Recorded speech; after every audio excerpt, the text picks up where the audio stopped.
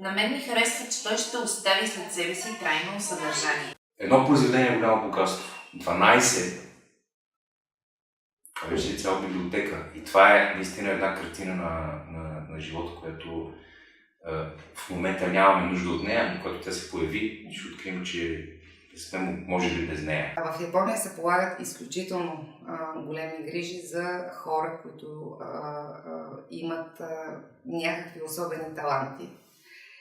И държавата се грижи за това те да оцеляват и да им бъдат създадени подходящи условия, за да развиват този свой талант. Би било то писане, рисуване или някакъв друг вид изкуство или въобще развитие на културата.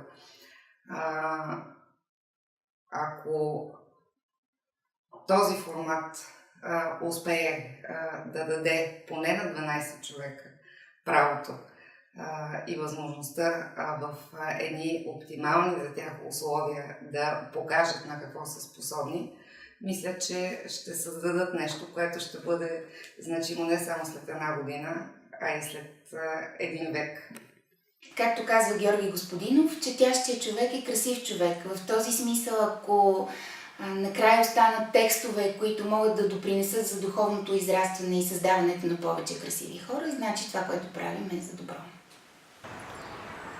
12 тома от нещо готино и иновативно, мисля, че ще бъде много приятно съществуващо нещо.